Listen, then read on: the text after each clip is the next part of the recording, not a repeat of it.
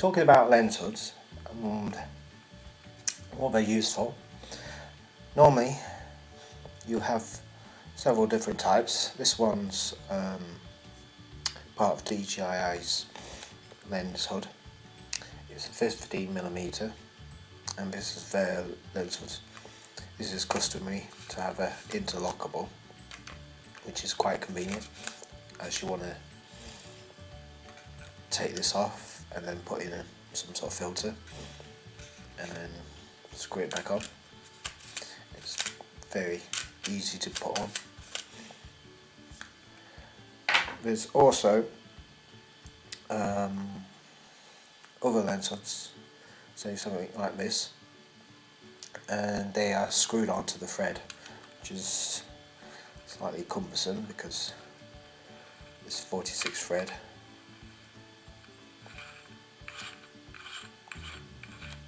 isn't quite easy to screw on. Just steady yourself, but it usually works.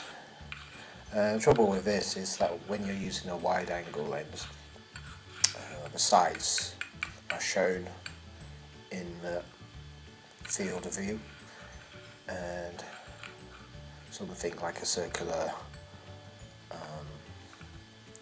lens hood can be seen. So what you want to do is buy yourself a petal lens hood. Basically it's the one with the sides cut off. It looks like a flower, I guess. At the moment I couldn't find a 46mm petal hood, so what I did is get a 52mm diameter, get a step down ring and carefully screwing that on, tighten with the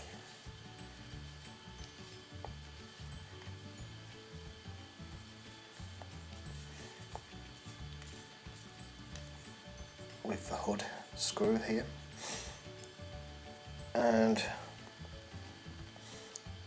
then using the step down ring to connect to any 46mm lens.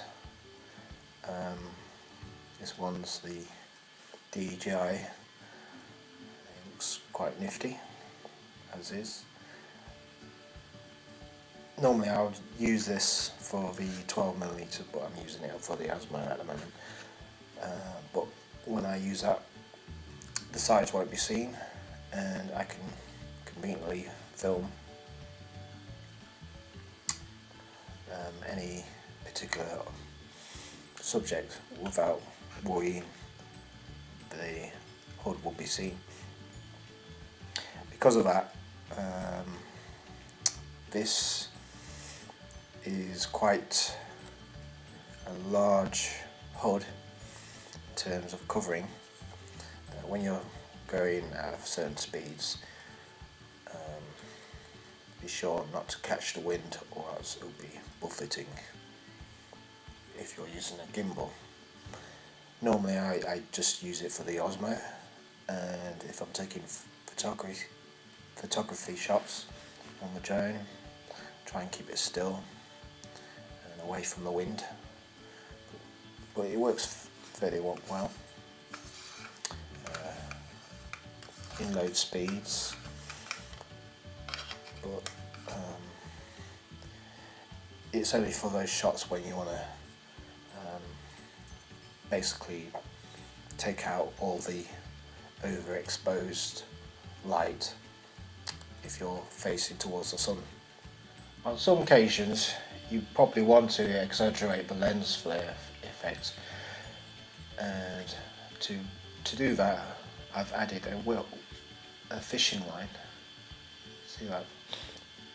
Semi-transparent string along a lens hood here, just to exaggerate the lens flare. I've actually added one to the Osmo here, and if I just shine a light, you can see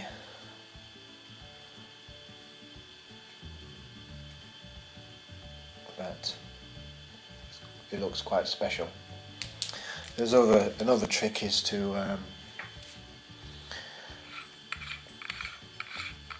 basically black out most of the